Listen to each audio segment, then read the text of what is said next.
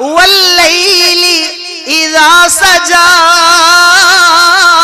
ما ودعك ربك وما قلى وللآخرة خير لك من الأولى. شب گریزاں ہوگی آخر جلوائے خورشید سے، یہ چمن معمور ہوگا نغمائے توحید سے.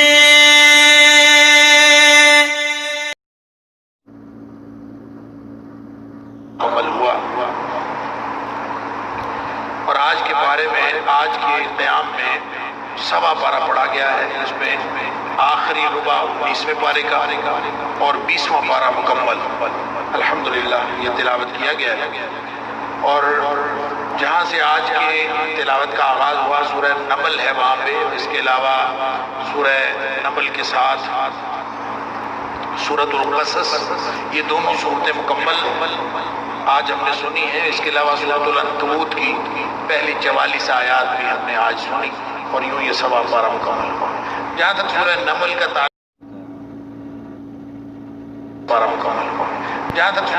کا تعلق ہے مکی صورت ہے، اور اس کا بنیادی موضوع تو توحید اور اثبات توحید ہی ہے، جیسا کہ مکی صورتوں کا عمومی موضوع ہوتا ہے. اور اس کے اندر قیامت اور اس کی نشانیوں کی بات بھی کی گئی ہے، لیکن آغاز قرآن پاک کی حقانیت اور اہل ایمان کی صفات سے ہوا اس صورت کا. اور اس صورت میں 3 قسم کے لوگ بیان کیے ہیں، 3 قسم کے لوگوں کا بیان. ایک تو وہ ہے جو طاقت اور حکومت اور دولت کے باوجود دنیا میں بہت طاقت رکھتے تھے، حکومت رکھتے تھے، دولت رکھتے تھے، لیکن اس کے باوجود وہ نشان عبرت بنا دیے گئے. ان میں فرعون، پھر قوم سمود، پھر قوم لوط وغیرہ ان کا تذکرہ ہے. دوسرے وہ ہیں جن کو اللہ نے حکومت عطا کی، طاقت بھی عطا کی، ایسی حکومت کہ جو کسی کو عطا نہیں ہوئی تاریخ کے اندر، لیکن وہ لوگ بجائے اس کے کہ وہ اللہ کی ناشکری کریں اور نشان عبرت بنے، وہ اللہ کی شکر گزاری کی مثال بن گئے. ان میں حضرت داؤد علیہ السلام اور سلیمان علیہ السلام کا ذکر. اور تیسرا ذکر ہے ایسی قوم کا یا ایسی بادشاہت کا جو بنیادی طور پر مشرک تھے، لیکن ان کے اندر قبول حق کا مادہ موجود تھا، لہٰذا جو ہی ان کو دین کی دعوت ملی ان لوگوں نے قبول کر لیا. اور اس کی مثال ملکہ سبا جو حضرت سلیمان علیہ السلام کے دور میں تھی، اس کا ذکر ہے. کیوں یہ 3 قسم کے، ایک وہ جو ناشکرے تھے نشان عبرت بن گئے، ایک تو وہ جو شکر گزاری کی مثال، اور تیسرے وہ جو تھے بظاہر بنیادی طور پر مشرک، لیکن اللہ تعالیٰ نے ان کو دین اسلام کی نعمت عطا فرما دی. تو آغاز ہوا موسیٰ علیہ السلام کے حوالے سے کہ قوم فرعون جو ہے وہ اس کے باوجود کہ ان کو اللہ تعالیٰ نے 9 مختلف قسم کی نشانیاں عطا فرمائیں، فی 9 آیات الی فرعون وقومہ، فرعون اور اس کی قوم کی طرف 9 بڑے اللہ تعالیٰ نے نشانات اور معجزے عطا فرمائے، لیکن اس کے باوجود وہ تباہ و برباد ہو گئے اور فاسق تھے. اس لیے انہوں نے فسق کی، انہم کانوا قوما فاسقین، وہ تھے ہی فاسق، اس لیے وہ تباہ و برباد ہو گئے. پھر شکر گزاری کی مثال کے طور پر فرمایا وَلَقَدْ آتَيْنَا دَاوُودَ وَسُلَيْمَانَ عِلْمًا، اللہ تعالیٰ نے داؤد اور سلیمان کو اکیلی بادشاہت عطا نہیں کی تھی بلکہ علم بھی عطا فرمایا. وَقَالَ الْحَمْدُ لِلَّهِ الَّذِي فَضَّلَنَا عَلَى كَثِيرٍ مِّنْ عِبَادِ الْمُؤْمِنِينَ، وہ ہمیشہ اللہ کا شکر کرتے رہے، سب تعریف اس اللہ کے لیے جس نے ہمیں یہ فضیلتیں عطا فرمائی. پھر فرمایا وَبَارَكَ سُلَيْمَانُ دَاوُودَ، کہ داؤد علیہ السلام کے وارث ہوئے سلیمان علیہ السلام، ان کے بیٹے تھے، اور ان کو اللہ تعالیٰ نے پھر ایسی حکومت عطا کی کہ ان کو اللہ تعالیٰ نے صرف انسانوں پر حکومت نہیں دی تھی بلکہ جنوں پر بھی، جانوروں کی بولیاں بھی جانتے تھے. ٹیکنالوجی کے اعتبار سے بھی اللہ تعالیٰ نے ان کو وہ ترقی عطا فرمائی تھی کہ ہر قسم کی ٹیکنالوجی ان کے پاس تھی. تو چونکہ جانوروں کی بولیاں جانتے تھے تو اسی حوالے سے اللہ تعالیٰ نے واقعے کا تذکرہ کیا جب چیونٹی باہر نکل کے اپنی باقی چیونٹیوں کو بلا رہی تھی کہ دوڑو ادخلوا مساکنکم لا یحطمنکم سلیمان وجنودہ وهم لا یشعرون، اس لیے کہ سلیمان اور ان کا لشکر آ رہا ہے تو ان کو تو پتہ نہیں چیونٹیاں پھر رہی ہیں کہ نہیں پھر رہی، تو وہ کہیں تمہیں تباہ و برباد کر جائے، تمہارے اوپر جو ہے وہ تمہیں کچل جائیں گے اور تمہیں پتہ ہی نہیں چلے گا۔ اللہ تعالیٰ نے ظاہر ہے سلیمان علیہ السلام کو بولی سننے کی طاقت دی تھی، فتبسم ضاحکا من قولها، اور ہنس پڑے حضرت سلیمان علیہ السلام اس کی بات سن کے، وقال رب اوزعنی، اور اس پر پھر اللہ کا شکر کیا، اللہ تو نے مجھے عطا فرمایا ہے وہ فضیلتیں عطا فرمائی ہیں جو تم نے جہانوں میں کسی کو نہیں عطا فرمائی۔ درمیان میں پھر ملکہ سبا کا ذکر ہے، آیت نمبر 22 سے آیت نمبر 44 تک ملکہ سبا کا ذکر ہے۔ حضرت سلیمان علیہ السلام کہتے ہیں کہ کیا مسئلہ ہے، ہدہد نظر نہیں آ رہا، کیونکہ سارے جانور لشکر میں ہدہد کدھر ہے؟ پتہ چلا کہ وہ تو کہیں غائب ہے، تو فرمایا کہ ابھی وہ آتا ہے نا تو میری اجازت کے بغیر گیا ہے، تو آئے گا تو میں اس کو ذبح کر دوں گا، یہ اس کو بڑی سزا ملے گی۔ بہرحال وہ آیا اور اس نے کہا کہ جناب میں تو بڑی خبر لے کے آیا ہوں۔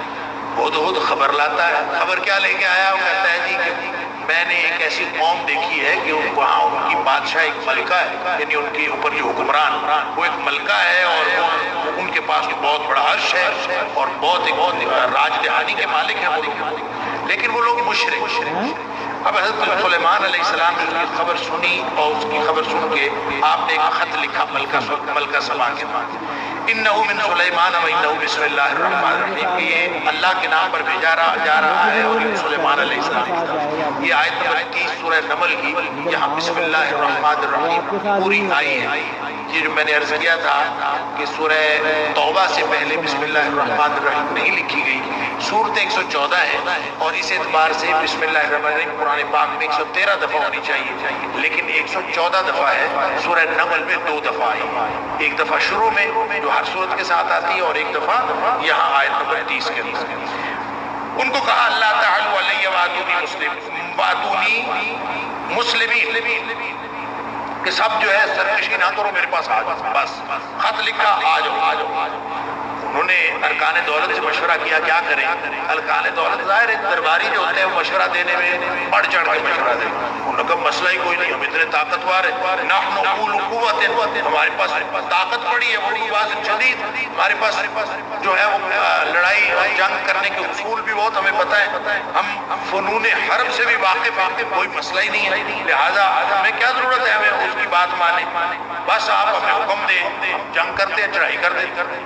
بڑی سیاڑی سی ملکہ سبا کہتی ہے ان الملوک اذا دخلوا قرية افسدوها وجعلوا اعزة اهلها اذلة، جنگیں جو ہے نا، جنگیں وہ قوموں کو تباہ و برباد کر کے رکھنے، جنگ کسی مسئلے کا حل نہیں ہوتا۔ جب بھی جنگ ہوتی ہے تو جنگ کے ذریعے سے ایک انقلاب آتا ہے، اچھے لوگ نیچے گر جاتے ہیں، نیچے لوگ اوپر آ جاتے ہیں، تباہ ہو ہر چیز تلپٹ ہو جاتی ہے اور پورا بگاڑ پیدا ہو جاتا ہے۔ کیا ضرورت ہے ہمیں جنگ کرنے؟ ہم یوں کرتے ہیں کہ تحفے بھیج دیتے ہیں، گفٹ بھیج دیتے ہیں اور منانے کی کوشش کرتے ہیں ان کو کہ جنگ نہ ہو، لہٰذا گفٹ بھیج دیے۔ حضرت سلیمان علیہ السلام کو غصہ آ گیا کہ ہم نے تمہیں کہا ہے کہ ہمارے پاس آؤ اور تم ہمیں تحفے دے کے راضی کرنے کی کوشش کرتی ہو، کیا خیال ہے تمہارے پاس مال زیادہ ہے؟ ہمیں اللہ نے ہمیں بھی بہت کچھ دیا، واپس کر دیا۔ حضرت سلیمان علیہ السلام نے ارجع الیہ فلنأتینہم بجنود لا قبل لہم، جا کے تحفے واپس کر دو، ان کو ہم ایسا لشکر لے کے آئیں گے لگ سمجھ جائے گا، دھمکی لگا، بس پھر کیا تھا، بھاگی آ گئی اپنے سارے لوگوں کو لے کر۔ جب وہ آ رہی تھی تو حضرت سلیمان علیہ السلام نے کہا کہ ایسا کرو اس کا تخت اٹھا کے لے آؤ۔ ایک جن کہتا ہے میں لے آؤں، کتنی دیر میں؟ قبل ان تقوم من مقامک، آپ جو دربار لگا کے بیٹھے ہوئے نا، دربار ختم ہونے سے پہلے میں لے آؤں۔ افریت من الجن، بڑا جن تھا، اس نے کہا میں لے آتا۔ اب یہاں پہ اللہ تعالیٰ فرماتا ہے قال الذی عنده علم من الکتاب، ایک ایسا شخص جس کے پاس اللہ نے کتاب کا علم عطا فرمایا تھا، اس نے کہا کہ میں تو پلک جھپکنے سے پہلے لا سکتا۔ اب یہ کون تھا؟ یہ جس کے پاس کتاب کا علم تھا، اس کے بارے میں نہ قرآن نے صراحت کی نہ نبی کریم صلی اللہ علیہ وسلم نے صراحت کی ہے کہ یہ کون۔ مفسرین سمجھتے ہیں کہ یا تو یہ فرشتہ تھا کوئی، یا پھر ہو سکتا ہے کہ عنده علم من الکتاب، جس کے پاس علم تھا خود حضرت سلیمان علیہ السلام اس سے مراد تھا کہ سلیمان علیہ السلام نے خود اس نے جن نے کہا نا میں لے آتا ہوں اتنی دیر تو سلیمان علیہ السلام کے پاس علم تھا، یہ خود مراد ہے، یا ہو سکتا ہے کوئی اور ہو. بعض لوگوں نے لکھا ہے ایک شخص تھا اس کا نام آصف بن کرخیہ تھا، اصل میں وہ شخص تھا، اس کو علم تھا اور اپنے علم کے زور پر ایسا کچھ کرتا تھا. ہو سکتا ہے وہ جب قرآن نے کوئی بات ایسی صراحت کی نہیں، نہ نبی پاک صلی اللہ علیہ وسلم نے صراحت کی ہے، تو ٹیویں لگانے کی ضرورت کیا ہے؟ خواہ مخواہ کے فلاں تھا، یہ فلاں تھا، کوئی تھا. سلیمان علیہ السلام نے جو بھی اللہ نے اس کو علم دیا تھا، اللہ نے اس کو قوت دی، وہ اپنی قوت کی بنیاد پر اس کا عرش کو قال نکروا ایسے کرو کہ اس کو تھوڑی شکل بدل دو کہ وہ پہچان نہ سکے. تھوڑی بہت شکل بدل دی اور جب وہ آئی اس کے سامنے رکھا تھا، دیکھو یہ تخت قاتیلا حقدہ عرش، کیا تیرا جو عرش ہے، تیرا تخت جو ہے وہ ایسا ہے؟ کہتی ہے کانہ ہوا، پہچان نہیں سکی کہ یہ ہوئی ہے. کہتی کانہ ہوا، لگتا اسی جیسا ہے، ایسا لگتا ہے کہ یہ ہوئی ہے. لیکن اس کا خیال تھا کہ یہ تو ایسے ہو سکتا ہے کہ میرا تخت میں وہاں چھوڑ کے آئی ہوں، وہ یہاں آ نہیں سکتا. اس بنیاد پر اس نے کہا کہ کانہ ہوا، لگتا یہ ہے یہ، حالانکہ وہ نہیں تھا. تو پھر اللہ تعالیٰ نے ایک اور شان دکھانی تھی اپنے نبی کی، تو اس کو کہا جب صحن میں لے جانے لگے تو صحن تھا شیشے کا، شیشے کے نیچے پانی تھا. تو اس کو جب کہا کہ ادھر آ جاؤ تو اس کو سمجھ نہیں آئی کہ شیشہ ہے. تو اس نے اپنی پنڈلیوں سے پردہ اوپر اپنا کپڑا اوپر کر لیا کہ کہیں بھیگ نہ جائے، اور اس طرح سے اس نے وہاں پاؤں رکھا تو شیشے کے اوپر گیا.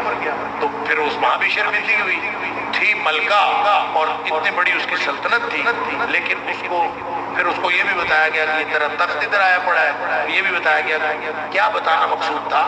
بتانا یہ مقصود تھا کہ یہ جو اللہ کے نبی ہے سلیمان علیہ السلام، یہ صرف دینی قائد نہیں بلکہ دنیاوی اعتبار سے بھی اللہ تعالیٰ نے ان کو ہر فضیلت عطا کی. بہرحال اس کے بعد وہ مسلمان ہو گئی. اس نے کہا اسلمت مع سلیمان للہ رب العالمین، میں سلیمان علیہ السلام کے ساتھ اللہ جو جہنم کا رب ہے اس پر ایمان لاتا. بس قرآن نے اتنی بات کہی ہے، نبی پاک صلی اللہ علیہ وسلم نے اس کے علاوہ تفصیلات نہیں بتائیں. اس کے بعد کیا ہوا اللہ عالم. لوگوں نے بڑے عجیب و غریب خیالات اپنی اسپیکولیشنز کی ہیں کہ ملکہ سبا کی سلیمان کے ساتھ شادی ہو گئی تھی، نہیں ہوئی تھی، اس طرح کے معاملات. جب قرآن خاموش ہے، نبی پاک صلی اللہ علیہ وسلم خاموش ہے، ہمیں بھی کوئی ضرورت نہیں خام کا اسپیکولیٹ کرنے. اس کے بعد قوم سمود کا ذکر ہے آیت نمبر 45 سے 53 تک. پھر قوم سمود کی تباہی کا ذکر ہے آیت نمبر 51-52 میں کہ وہ تباہ و برباد ہو گئے. پھر قوم لوط کا ذکر اور ان کی تباہی کا ذکر، وَأَمْطَرْنَا عَلَيْهِم مَطَرًا، ان کے اوپر اللہ تعالیٰ فرماتے ہیں ہم نے پتھروں کی بارش برسا دی. فَسَاءَ مَطَرُ الْمُنذِرِينَ، ایسی بارش ان کے اوپر برسی کہ ایسی بارش، ایسی پوری بارش کبھی کسی کے اوپر نہیں برسی. پھر اللہ تعالیٰ استفہامی انداز میں پوچھتے ہیں کہ یہ بتاؤ کہ وہ اللہ جو ساری نعمتیں عطا فرماتا ہے، جو انتباہ حال قوموں کو تباہ بھی کرتا ہے، جو شکر کرتے ہیں ان کو بچاتا ہے، تو یہ بتاؤ کہ انتباہ حال قوموں کے انجام کے تناظر میں اور اس سارے پس منظر میں آپ ایک سوال کا جواب دو. اللہ خیر عما یشرکون، کیا اللہ بہتر ہے یا جن کو یہ پوچھتے تھے وہ بہتر ہے؟ جو یہ شرک کرتے تھے وہ بہتر ہے کہ ایک اللہ بہتر ہے؟ وہی سوال ہے جو حضرت یوسف علیہ السلام نے قیدیوں سے کیا تھا کہ ارباب متفرقون خیر ام اللہ الواحد القہار، کیا جو مختلف اپنے رب نام لوگ مختلف چیزوں کا نام رب رکھا ہوا ہے، کیا وہ بہتر ہے یا ایک اکیلا جو زبردست قوت والا؟ ظاہر ہے ایک اللہ. پھر اللہ تعالیٰ نے کچھ اور سوالات کیے ہیں. 20واں پارہ شروع ہو رہا ہے. اللہ تعالیٰ پوچھتا ہے کہ پیدا کرنے والا وہ ہے، زمین میں اللہ تعالیٰ نے جتنی بھی چیزیں بنائی ہیں اس کا مالک بھی وہ ہے، خالق بھی وہ ہے. یہاں پہ نہریں نکالی، پہاڑ نکالے، رزق دینے والا وہ، مدبر کائنات وہ، اور مصیبتوں میں مدد کرنے والا وہ. پھر اللہ تعالیٰ بار بار سوال کرتا ہے اِلٰہٌ مع اللہ، بتاؤ اللہ کے ساتھ کوئی اور الہ بھی ہے، کوئی اور خدا ہے؟ پھر اللہ تعالیٰ فرماتا ہے کہ مصیبتوں میں مدد کرنے والا وہ ہے. وَمَن يَهْدِيكُمْ فِي ظُلُمَاتِ الْبَرِّ وَالْبَحْرِ، سمندروں کی اور خشکیوں کی اندھیروں میں اللہ راستہ دکھانے والا کون ہے؟ کون ہوائیں لاتا ہے؟ کون بارشیں برساتا ہے؟ اِلٰہٌ مع اللہ. پھر اللہ تعالیٰ فرماتا ہے قُلْ هَاتُوا بُرْهَانَكُمْ إِن كُنتُمْ صَادِقِينَ، دلیل لے کے آؤ اگر کسی کے پاس ہے. آیت نمبر 64 کے اندر فرمایا. اس کے بعد قیامت کے دلائل دیے آیت نمبر 67 سے آگے کہ یہ لوگ عجیب و غریب بات کرتے ہیں، مر گئے مٹی ہو گئے دوبارہ کیسے زندہ ہوں گے. فرمایا ایک دلیل یہ بھی ہے کہ کافروں کا انجام دیکھ لو ان کا کیا ہو، وہ بھی کہتے تھے کچھ نہیں ہوتا. پھر فرمایا دوسری دلیل یہ دی تمہارا رب اپنے حکم سے فیصلہ فرمائے گا. اللہ کسی کے فیصلے کا محتاج نہیں ہے، وہ اپنا فیصلہ اپنی مرضی سے کرتا ہے کب لانا ہے کب نہیں۔ پھر فرمایا انک لا تسمع الموتى ولا تسمع الصم الدعاء اذا ولوا مدبرین۔ کافروں کی مثال ایسے ہے جیسے مردے ہوں اور مردوں کو آپ سنا کیسے سکتے ہیں؟ یعنی قرآن نے فیصلہ خود بات کی، انک لا تسمع الموتى، مردے کو تم سنا نہیں سکتے، وما انت بہادی العمی عن ضلالتہم، اندھا اگر جا رہا ہو کسی غلط راستے پر تو اندھے کو آپ کیسے بلائیں گے؟ وہ جا رہا ہو اور اندھا بھی ہو بہرا بھی، آپ اس کو کہنا ہو کہ جناب یہ اس طرف نہ جاؤ، کیسے کہیں؟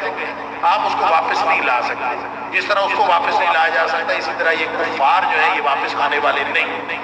فرمایا کہ مردوں کو تم نہیں سنا سکتے، اس کا مطلب یہ ہے کہ مردے نہیں سنتے۔ انک لا تسمع الموتى، البتہ استثناء ہے جو نص سے ثابت ہو، لیکن قرآن کہہ دیتا ہے ایک بات، اس کے علاوہ نبی پاک صلی اللہ علیہ وسلم کے فرامین کچھ واقعات جس میں استثناء ہوتا ہے۔ مثلا قرآن نے کہہ دیا کہ حرمت علیکم المیتۃ والدم، تمہارے اوپر مردار، ہر قسم کا مردار حرام، ہر قسم کا خون حرام۔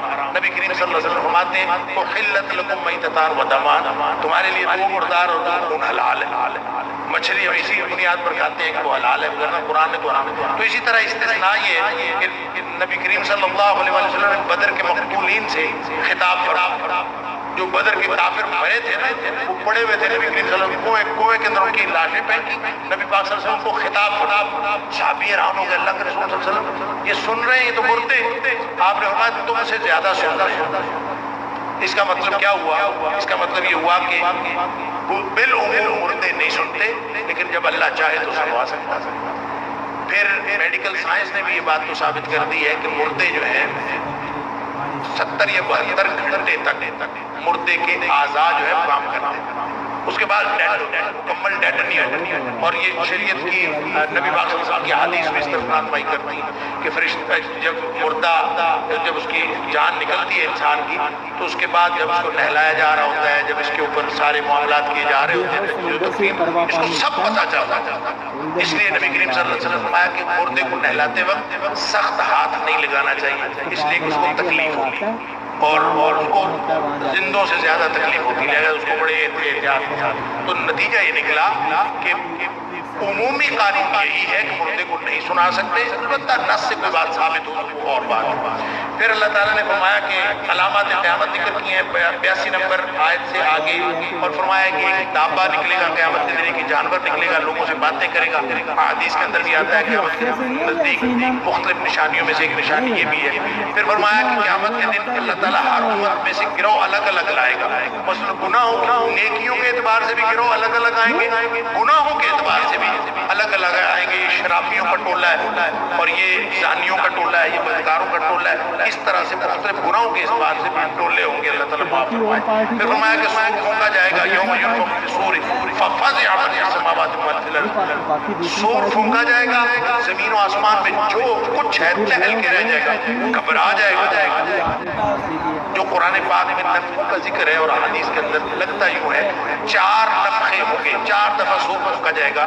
پہلا سور پھونکا جائے گا، لوگ سب گھبراہٹ کا شکار ہو جائیں گے، دہل جائیں گے۔ دوسرا سور پھونکا جائے گا، موت طاری ہو جائے گی۔ تیسرا سور پھونکا جائے گا، لوگ جی اٹھیں گے دوبارہ پھر۔ اور چوتھا سور پھونکا جائے گا، لوگ سب حشر میں اکٹھے ہو جائیں گے اور حساب کتاب ہوگا۔ واللہ اعلم۔ فرمایا اس دن پہاڑ جو ہے بادل بن جائیں گے اور اڑ جائیں گے۔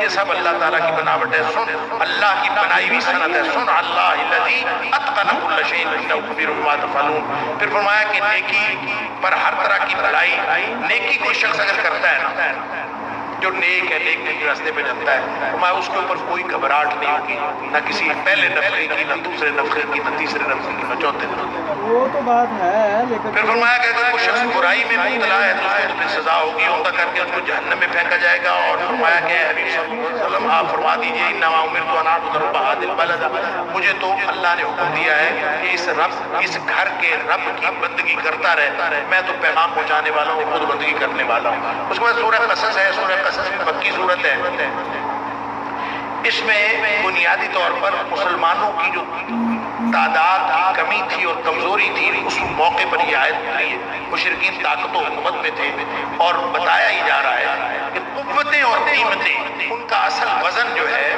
وہ کیا ہے. فرمایا اصل قوت اللہ کی ہے اور اصل قیمت ایمان کی ہے. یہ بنیادی موضوع ہے اس پوری سورت کا کہ قوت بظاہر آپ کو نظر آتی ہے. یہ وہی بات ہے میں بار بار عرض کرتا ہوں, قرآن پاک کی آیات ہمیں بتاتی ہیں کہ دنیا کی طاقت, مادی طاقت, جھوٹ, باطل, کفر, جادو, یہ سب جھوٹ ہے. یہ اگر سر چڑھ کے بادل کی طرح کڑکتے ہوئے بھی آ رہے ہیں تو مغلوب ہونے کی ضرورت نہیں ہے. ایمان کے مقابلے میں یہ کوئی حیثیت نہیں. گویا مادی قوت بمقابلہ ایمان. تو کہانی سنائی ہے موسیٰ علیہ السلام اور فرعون کی کہ وہ ایک طرف دیکھیں نا کہ ایک طرف وقت کی سپر پاور ہے, دوسری طرف کون ہے, ایک شیرخوار بچہ. تو نتیجہ کیا ہوا, شیرخوار بچہ جیت گیا اور وہ فرعون غرق. یہ پوری کہانی سنائی ہے اور اس لیے سنائی ہے کہ مادی قوت کوئی حیثیت نہیں رکھتی. اصل جو قوت حیثیت رکھتی ہے وہ قوت ہے جو ایمان کی قوت ہے. پھر فرعون کے حوالے سے اور موسیٰ علیہ السلام کے حوالے سے پوری ایک قصہ بیان کیا ہے. اور اصل میں حضرت موسیٰ علیہ السلام کا قصہ مختلف صورتوں میں بیان ہوا. جتنی تفصیل سے سورہ شعراء, سورہ نمل اور سورہ قصص میں بیان ہوا ہے اتنی تفصیل سے کہیں اور بیان نہیں ہوا, خاص طور پر سورہ شعراء اور سورہ قصص میں. فرمایا فرعون متکبر تھا, اس کو یہی نہیں پتا چلا کہ اس کا دشمن اس کے گھر میں پل رہا, اپنے آپ کو بڑا سیانا سمجھتا تھا. تو اس کے گھر میں اپنے اس کو پالا.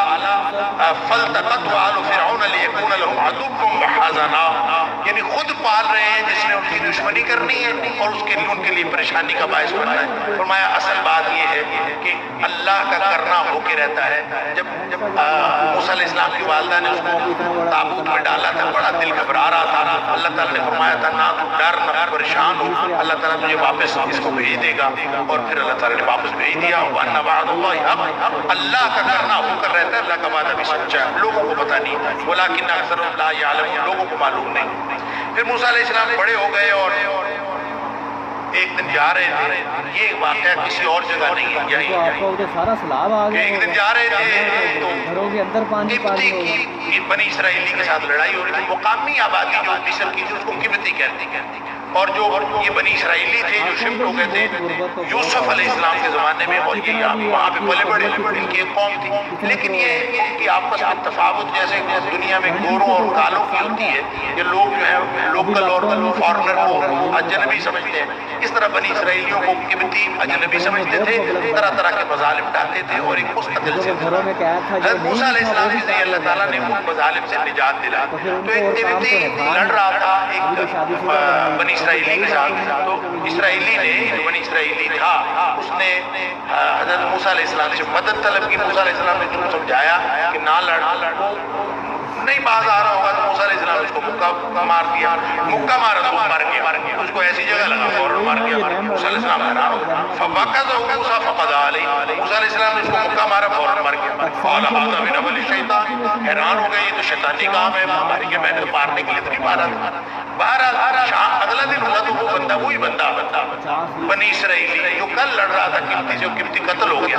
اب اس وقت تو آپس میں دونوں نے طے کر لیا کسی کو بتانا نہیں, لیکن شہر میں چرچا ہو گیا, قتل ہو گیا, پتہ نہیں کس نے کیا.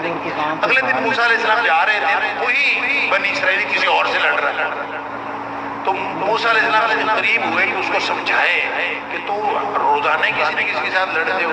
تو اس نے شور مچا دیا, کیونکہ اس نے کل دیکھا تھا کہ ایک مکہ لگنے سے بندہ ڈھیر ہو گیا. تو جب موسیٰ علیہ السلام اس کی طرف بڑھے نا, تو اس نے کہا آج میں بھی میں, اس نے فوراً شور مچا دیا کہ کل بھی بندہ قتل کیا, آج پھر مجھے مارنے لگا. بس اس پر سارے شہر کو پتہ چل گیا. بالآخر فرعون نے اور اس کے درباریوں نے فیصلہ کیا موسیٰ علیہ السلام کو قتل کر دینا. ایک کوئی بندہ دوڑا آیا جس نے بات سنی اور اس نے آ کے موسیٰ علیہ السلام کو بتا دی. پھر موسیٰ علیہ السلام وہاں سے ہجرت کر گئے, شعیب علیہ السلام کے پاس مدین چلے گئے. وہاں جا کے خواتین دیکھی, دو بچیاں جو شرم و حیا کی بہ کر پانی پلانے کے لیے کھڑی تھی. کنویں پہ رش تھا, لوگ پلا رہے تھے. جب وہ آرام سے کھڑی رہی, تم کیوں کھڑی ہو؟ اس لیے کھڑی ہے کہ لوگ جب پلا کے چلے جائیں گے پھر ہم جائیں گے, اس لیے کہ ہمارا والد بوڑھا خود بھاگے گئے, بوکا کھینچ لیا جس کو 10 لوگ کھینچتے تھے, اکیلے اور پانی پلا دو بچ جاؤ. بنگلہ دیش کا اٹھایا. اچھا وہ چلی گئی.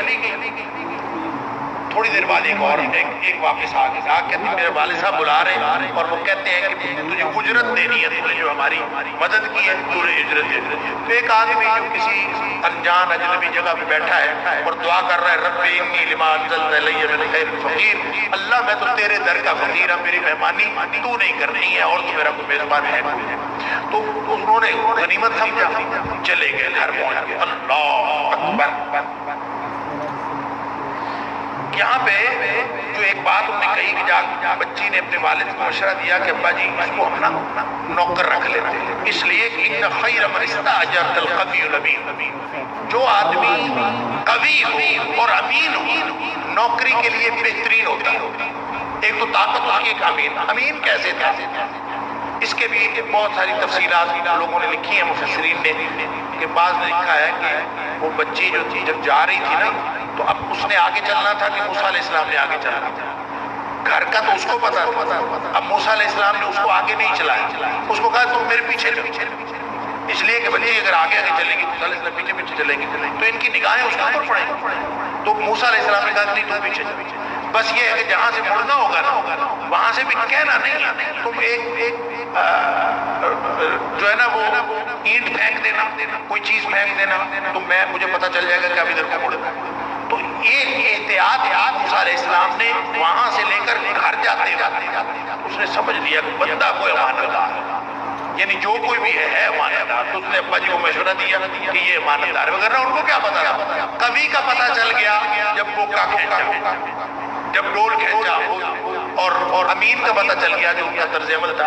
اس لیے انہوں نے مشورہ کیا اور انہوں نے کہا کہ میں ایک بیٹی تیرے ساتھ نکاح کر دوں گا, 8 سال ہماری بکریاں چراؤ, اگر 10 سال چرا دو اور بہتر ہے, لیکن 8 سال کیا مدت پوری کی. پھر بعد میں اپنی بیوی کو لے کر واپس وہاں پہ جا رہے تھے, راستے میں اللہ نے نبوت دے دی.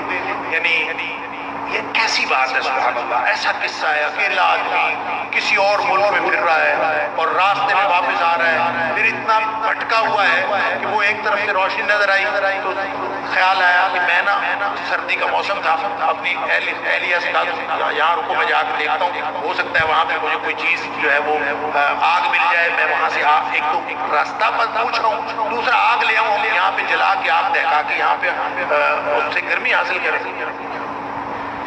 وہاں گئے تو اللہ تعالیٰ نے فرمایا کہ فلما اتى نودي من شاطئ الوادي الايمن في البقعة المباركة من الشجرة يا موسى اني انا الله رب العالمين.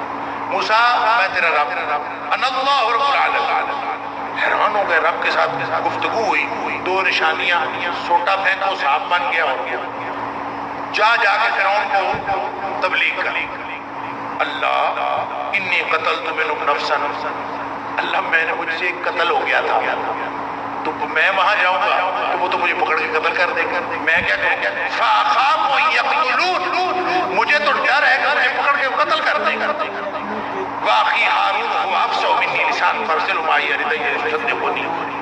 اللہ ایک تو میری بات ٹھیک نہیں میں کر سکتا, لکنت ہے زبان میں, میرا بھائی جو ہے وہ اچھی بات کر لیتا ہے, اس کو میرے ساتھ کر لیں, چلے دونوں بات کریں گے. اور ویسے بھی مجھے ڈر یہ ہے کہ وہ ہمیں جھٹلائیں گے بھی اور ہمارے ساتھ اچھا نہیں کریں. اللہ تعالیٰ نے فرمایا پریشان نہیں ہونا, سنشد عضدک بأخیک ونجعل لکما سلطانا فلا یصلون الیکما. ایسی قوت میں تمہیں عطا کروں گا دونوں کو کہ فرعون اور اس کے لشکر پوری اپنی سپر پاور ہونے کے باوجود تمہارا کٹ بھی نہیں بگڑ سکے. پریشان نہ ہو, چلے. اللہ کی مدد آئی, تسلی بھی دی, بھائی کے ذریعے قوت ملی, غلبہ ملا اور گارنٹی مل گئی کہ فرعون تمہیں نقصان نہیں پہنچا سکا. بہرحال پھر نکلے تھے فرعون کے محل سے, تو پورا چکر لگا کے 10 سال بکریاں چرا کے واپس آئے, تو اب کہاں پہنچے, اب نبوت کی قوت لے کے پھر فرعون کے پاس. اب جا کے بتاتے ہیں کہ تم اللہ اکبر, جا کے وہاں یا ایھا الملؤ جا کے تبلیغ کی اور ان کو بتایا کہ ہم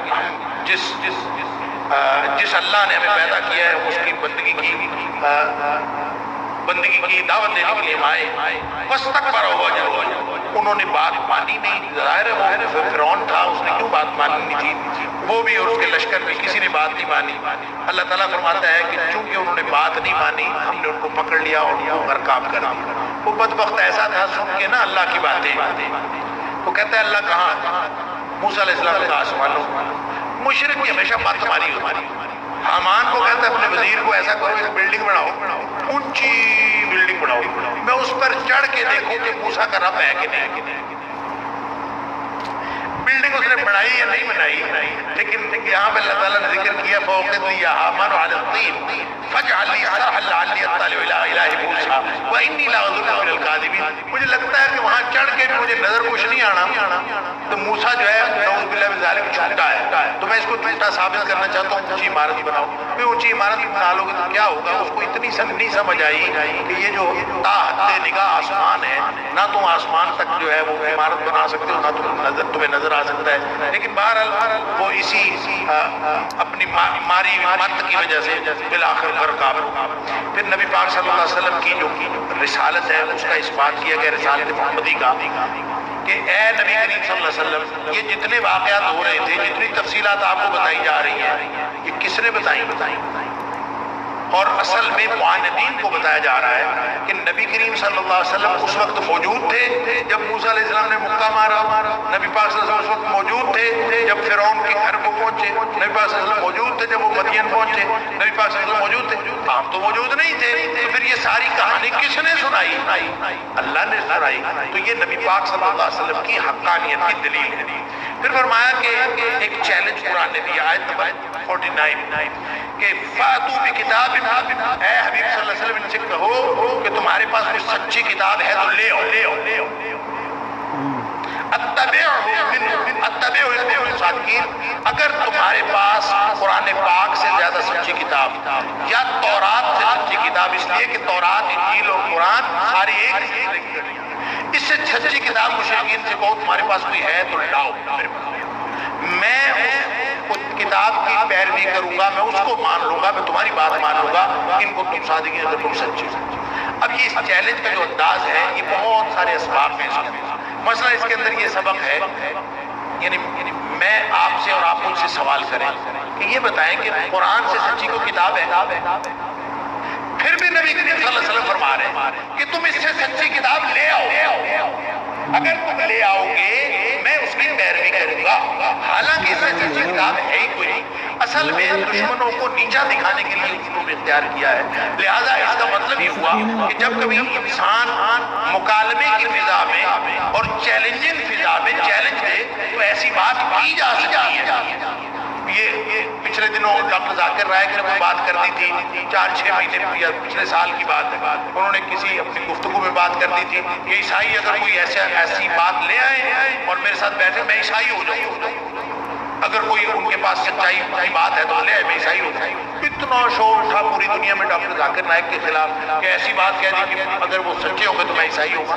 یہ اصل میں اسلام کی حقانیت بتانے کے لیے اسلوب اختیار کیا جا سکتا ہے، اور یہ قرآن میں دلیل موجود ہے کہ یہ اسلوب اختیار کیا جا سکتا ہے، جبکہ قرآن سے سچی کتاب کوئی نہیں۔ پھر بھی قرآن نبی پاک صلی اللہ علیہ وسلم فرما رہے ہیں کہ قرآن کہہ رہا ہے کہ آپ کو چیلنج دے دیجیے، تو اس کا مطلب یہ ہے کہ اگر لوگوں کو لاجواب کرنے کے لیے اسلوب اختیار کرنا پڑے تو اختیار کیا جا سکتا ہے اور کوئی مسئلہ نہیں۔ باقی فرمایا پھر بھی انہوں نے تو انکار ہی کرنا ہے، ان کے پاس نہ کوئی سچی کتاب ہے نہ ان کے پاس کوئی دلیل ہے، اور انکار کی وجہ یہ نہیں ہے کہ ان کے پاس کوئی دلیل ہے، انکار کی وجہ ہوائے نفس ہے۔ ومن اضل ممن اتبع هواه بغیر ہدى من اللہ، یہ سب کے سب اللہ کی طرف سے کوئی ہدایت نہیں آئی، یہ سب کے سب اپنی خواہش نفس کی پیروی کرتے ہیں۔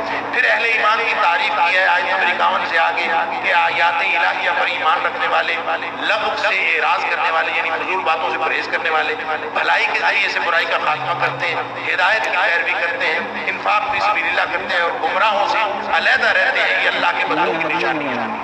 پھر فرمایا ہدایت اللہ کے ہاتھ میں، انک لا تہدی من احببت ولکن اللہ یہدی من یشاء۔ اے حبیب صلی اللہ علیہ وسلم، جس کو آپ کا دل کرے نا کہ میں ہدایت دے دوں، آپ ہدایت نہیں دے سکتے۔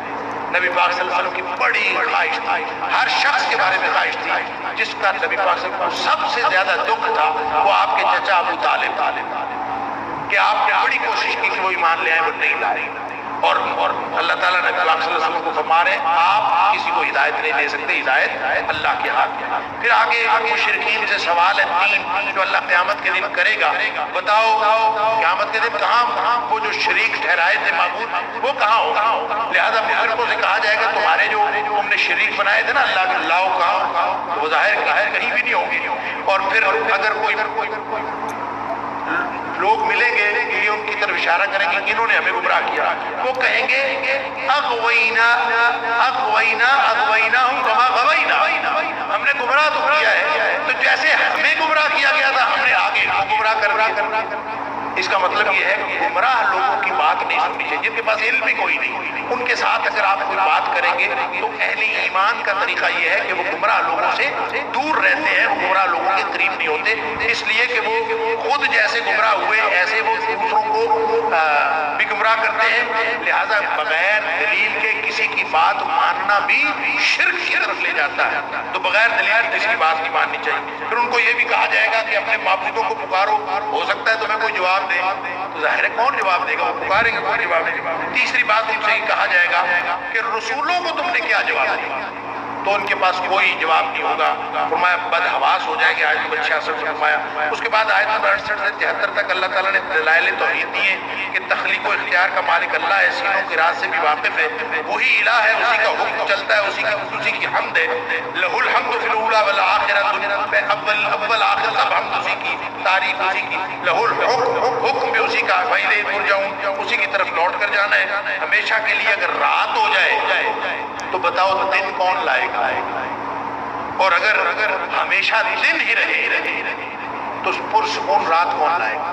تمہیں پھر بھی اللہ تعالیٰ کی قدر نہیں۔ پھر قارون کی مثال دی، فرمایا کہ جو قارون تھا یہ مادی قوت کے اعتبار سے قیمت دولت جو میں نے پہلے عرض کیا کہ قوت اصل اللہ کی، مادی قوت چاہے فرعون کی ہو، قارون کی ہو، کسی کی بھی اس کی کوئی حیثیت نہیں، اور اصل قیمت دولت کی۔ قارون کے پاس اتنی دولت تھی، اللہ تعالیٰ قرآن میں فرماتا ہے کہ اس کی چابیاں جو تھی نا وہ ایک جماعت تھی۔ مفسرین نے لکھا ہے کہ اس کی چابیاں جب لادی جاتی تھی نا، خزانے نہیں، خزانے کی چابیاں، تو وہ 300 خچروں پر آتی، اتنے خزانے دانے۔ ان کو لوگوں نے بڑا سمجھایا، قوم نے کہا، اس قوم نے نصیحت کی قارون کو کہ تو اکڑ کے نہ چلا کر اور اترایا نہ کر، اور آخرت کا ذریعہ بنا، یہ دولت تمہیں ملی ہے اس کو آخرت کا ذریعہ بنا لو، اور دنیا سے اپنا حصہ مت بھولو، اور بندگان خدا پر احسان کیا کرو، فساد مت پھیلاؤ۔ یہ کہا، اس نے کہا کیوں؟ انما اوتیتہ علی علم عندی، میں نے ساری دولت اپنے علم کے زور سے کمائی، میری دولت میں جیسے مرضی خرچ کروں، تم کون ہوتے مجھے کہنے والے؟ اللہ تعالیٰ نے پھر اس کو زمین میں غرق کر دیا، اور نبی کریم صلی اللہ علیہ وسلم نے فرمایا، اور یہاں قرآن کہتا ہے فَخَسَفْنَا بِهِ وَبِدَارِهِ الْأَرْضِ، اس نے جو جنت بنائی ہوئی تھی، ایک بڑا گھر بنایا ہوا تھا، وہ اپنے گھر سمیت زمین میں دھسا دیا، غرق کر دیا گیا دولت خانے سمیت۔ اور جو لوگ کل رشک کر رہے تھے نا اس کی دولت دیکھ کر کہ کیا بات ہے، بڑی دولت ہے، آج شکر کر رہے تھے کہ شکر ہے ہم اس جیسے نہیں۔ تو پھر اصل چیز کیا ہوئی؟ اصل قیمت ایمان۔ پھر متکبرین اور فسادیوں کی بات ہے کہ وہ جنت میں نہیں جا سکتے، جنت میں صرف اور صرف متقین جائیں گے۔ فتح مکہ کی خوشخبری کی بات بھی یہاں سنائی گئی ہے۔ نبی کریم صلی اللہ علیہ وسلم جب مکہ سے نکلے تھے نا، اسی وقت اللہ تعالیٰ نے یہ خوشخبری سنا دی تھی کہ ان الذی فرض علیک القرآن، اللہ تعالیٰ نے تجھے قرآن عطا کیا ہے، لرادک الی بعد، اللہ لوٹنے کی جگہ کی طرف تمہیں لوٹائے گا، یعنی مکہ تمہیں واپس لائے گا۔ گویا فتح مکہ کی خوشخبری اسی وقت دے دی گئی تھی، آیت نمبر 85۔ اور پھر یہ بھی بتایا کہ نبی کو پہلے سے یہ پتہ نہیں ہوتا کہ اس کو نبوت ملنے والی ہے۔ نبی کو جو نبوت ملتی ہے یہ اللہ کا احسان ہے، کسبی نہیں ہوتی، بابی ہوتی۔ فرمایا ما كنت ترجو ان يلقى اليك الكتاب، اے حبیب صلی اللہ علیہ وسلم آپ کو کیا پتا تھا کہ کتاب آپ کو دی جائے گی؟ نہ آپ کو امید تھی، نہ آپ کو پتا تھا۔ اللہ نے الا رحمتا من ربک، اللہ جس پر رحمت کرنا چاہے کر دیتا ہے۔ اللہ نے نبی کریم صلی اللہ علیہ وسلم کو چن لیا، اور نبوت کے بارے میں یہی فرمایا ذالک فضل اللہ یؤتیہ من یشاء۔ پھر دعوت اللہ دی ہے، اور فرمایا کہ اللہ کی طرف دعوت دینی ہے۔ بڑی خوبصورت بات یہاں پہ فرمائی ہے۔ سورت اختتام پذیر ہو رہی ہے سورت قصص، اور فرمایا کہ وَادْعُ إِلَىٰ حبیب صلی اللہ علیہ وسلم ہمیشہ رب کی طرف دعوت دینی ہے، وَلَا تَكُونَنَّ مِنَ الْمُشْرِكِينَ، مشرکوں میں سے نہ ہو جانا۔ یہ نبی کریم صلی اللہ علیہ وسلم کو کہا جا رہا ہے۔ نتیجہ یہ نکلا کہ جو رب کی طرف دعوت نہیں دیتا نا وہ مشرک ہوتا ہے۔ وہ کیوں مشرک ہوتا ہے؟ کہ جس کی دعوت، ہر بندہ بنیادی طور پر، ہر انسان داعی، ہر شخص دعوت کا کام کر رہا ہوتا، اس کو دیکھ کر لوگ متاثر ہو رہے ہوتے، اس کو دیکھ کر لوگ اثر پکڑ رہے ہوتے، لہذا جس کو دیکھ کر اللہ یاد نہیں آتا نا اس کو دیکھ کر غیر اللہ یاد آتا۔ لوگ اگر اللہ کی طرف نہیں آتے تو لوگ اس کی طرف دیکھ کر بھٹکتے ہیں۔ اس لیے فرمایا کہ جو اللہ کی طرف دعوت نہیں دیتا وہ پھر مشرک ہوتا ہے اور وہ غیر اللہ کی طرف دعوت دیتا ہے۔ اللہ تعالی ہم سب کو دین صحیح پر قائم رکھے اور اللہ کی طرف داعی بنائے۔ اور پھر فرمایا وَلَا تَدْعُوا مَعَ اللَّهِ إِلَٰهًا آخَرَ، اللہ کے ساتھ کسی اور کو الہ نہ بنانا، اس لیے کہ اللہ کے علاوہ تو کوئی اور ہے ہی نہیں۔ کل شیء ہالک الا وجہہ، ہر چیز برباد ہو جانی والی، اکیلی اللہ کی ذات بچنی ہے۔ تم جتنے خدا بنا لو سب ختم ہو جائیں گے، ایک کوئی ذات بچے گی۔ سورہ عنکبوت ہے، مکی سورت، اس کی 44 آیات آج پڑھی گئی، ٹوٹل آیات اس کی 69 ہے، اور اس کا مرکزی مضمون ہے ایمان کی آزمائش۔ یعنی جب ایمان ہوتا ہے نا تو اس کی آزمائش کی جاتی ہے، اس کو ایکسپیریمنٹ کیا جاتا ہے، پتہ کیا جاتا ہے، جانچا جاتا ہے، پڑتال کی جاتی ہے کہ مومن ہے کہ نہیں۔ فرمایا احسب الناس ان يتركوا ان يقولوا آمنا وهم لا يفتنون، لوگوں نے یہ کیسے خیال کر لیا کہ وہ کہیں کہ ہم مومن ہیں اور ان کی پھر آزمائش نہ کی جائے؟ آزمائش تو پھر کی جائے گی، یہ ہو نہیں سکتا کہ مومن ہو اور اس کی آزمائش نہ کی جائے۔ اور فرمایا فتح جو ملتی ہے وہ امتحان اور آزمائش کے بعد ملتی ہے، اس سے پہلے نہیں ملتی۔ اور فتح مکہ کی خوشخبری پیچھے بتائی تھی نا، تو گویا فتح مکہ بھی حاصل اس وقت ہوگی جب آپ ایمان کی آزمائش سے کامیاب ہو کے نکلیں گے تو پھر آپ کو ملے گی۔ بعض روایات میں آتا ہے کہ حضرت سعد بن ابی وقاص رضی اللہ تعالیٰ عنہ، اللہ اکبر، ان کی والدہ نے بھوک ہڑتال کر دی، صرف اس وجہ سے کہ سعد جو ہے یہ مومن کیوں ہو گیا؟ اس نے نبی کریم صلی اللہ علیہ وسلم کی نبوت کو قبول کر لیا ہے، مومن ہو گیا، تو انہوں نے بھوک ہڑتال کر دی۔ پہلے روکتی نہیں، واپس آ جائے، واپس نہیں آئے، بھوک ہڑتال کرتا، کہا میں مر جاؤں گی۔ سعد رضی اللہ تعالیٰ سمجھاتے رہے اپنی ماں کو، پھر کہتے ہیں 7 مرتبہ بھی تو مر جائے تو اسلام سے نہیں چھوڑے، ایک دفعہ تو مرتی ہے، 7 مرتبہ بھی تو زندہ ہو گئے، میں پھر بھی اسلام نہیں چھوڑا، اس لیے کہ اسلام آزمائش چاہتا ہے، اسلام ایمان آزمایا جاتا ہے، اور اس وقت تو پتہ چلتا ہے، ورنہ کہنے کو میں بھی مومن آپ بھی مومن، جب ایمان کی آزمائش ہوتی ہے نا پھر پتہ چلتا ہے کون مومن اور کون مومن نہیں۔ اللہ اکبر۔ اور آزمائش میں جو فیل یہ پاس ہوتے ہیں ان کے حالات اور انجام بتائے گئے ہیں۔ ابتلا اور آزمائش کے 5 واقعات اس صورت میں بیان ہوئے ہیں۔ پہلا واقعہ نوح علیہ السلام کا، فرمایا 950 سال انہوں نے تبلیغ کی، وَلَقَدْ أَرْسَلْنَا نُوحًا إِلَىٰ قَوْمِهِ فَلَبِثَ فِيهِمْ أَلْفَ سَنَةٍ إِلَّا 50 عامہ، 950 سال ان کے اندر رہے، انہوں نے تبلیغ کی، لیکن وہ لوگ ایمان کی طرف نہیں آئے اور وہ ایمان کی آزمائش کے میں کامیاب نہیں ہوئے۔ نتیجہ کیا نکلا؟ 950 سال کی تبلیغ بھی ان کو بچا نہیں سکی۔ فَأَخَذَهُمُ الطُّوفَانُ وَهُمْ ظَالِمُونَ، وہ ظالم لوگ تھے، ان کو طوفان نے پکڑ لیا اور بیڑا غرق ان کا ہو گیا۔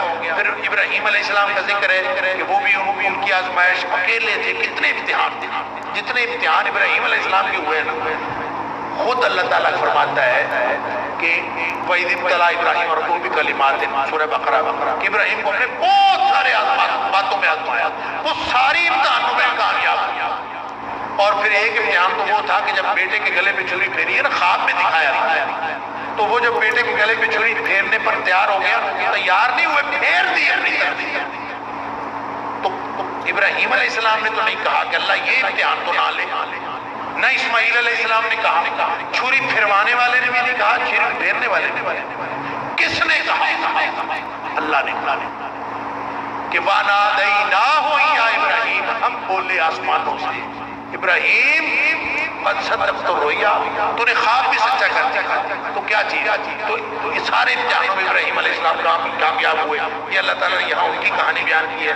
پھر حضرت لوط علیہ السلام کا معاملہ کہ لوط علیہ السلام کے دور کا جو کلچر تھا، قوم لوط کا کلچر، ان کی جو معاشرتی حالت تھی، پرلے درجے کی بے حیائی، رہزنی، رقص و سرود اور ناچ گانے کی محفل. نتیجہ نکلا کہ اللہ نے ان کے اوپر پتھروں کی بارش برسا دی، بستی بھی الٹا دی، اوپر سے پتھروں کی بارش برسا دی. کیا مطلب؟ جہاں بے حیائی ہوگی، جہاں رہزنی ہوگی، جہاں رقص و سرود کی محفلیں ہوگی، جہاں ناچ گانا ہوگا، کسی بھی وقت اللہ کی طرف سے یہ عذاب آ سکتا ہے. اللہ تعالیٰ معاف فرمائے. پھر آخر میں شعیب علیہ السلام کا ذکر ہے اور قوم عاد اور ثمود کا اجمالاً ذرا سا ذکر فرعون کا بھی، اور بتایا یہ ہے کہ تاریخ کی شہادت یہ ہے، پوری تاریخ کی گواہی دیتی ہے ان واقعات کے ذریعے کہ اللہ کے دین کی راہ میں جتنی رکاوٹیں آتی ہیں، یہ جتنی قوتیں ہوتی ہیں، ان کا صفایا ہو جاتا ہے بلا. اور جو کامیاب ہوتا ہے وہ اللہ کا دین ہوتا ہے. تمام مشرکوں پر عذاب آیا اور عذاب کی مختلف صورتوں تھی. کسی کے اوپر پتھروں کی بارش ہوئی، کسی کو چنگھاڑ نے آ لیا، کوئی خسف ہوا، کوئی غرق ہوا، کسی کو کچھ ہوا. فرمایا کُلًّا أَخَذْنَا بِذَنبِهِ، سب کو ہم نے پکڑا ان کے گناہوں کے سبب. فَمِنْهُمْ مَنْ أَرْسَلْنَا عَلَيْهِ حَاصِبًا، کسی کے اوپر ہم نے آسمانوں سے پتھر برسائے. وَمِنْهُمْ مَنْ أَخَذَتْهُ الصَّيْحَةُ، کسی کو چنگھاڑ نے پکڑا، کسی کو ہم نے زمین میں دسا دیا، کسی کو پانی میں غرق کر دیا. اللہ اکبر. وما كان الله ليظلمهم ولكن كانوا انفسهم يظلمون. اللہ نے کسی کے اوپر ظلم نہیں کیا، لوگوں نے اپنی جانوں پر خود ظلم کیا. اللہ تعالیٰ مجھے اور آپ کو قرآن سمجھنے اور عمل کرنے کی توفیق عطا فرمائے. وآخر دعوانا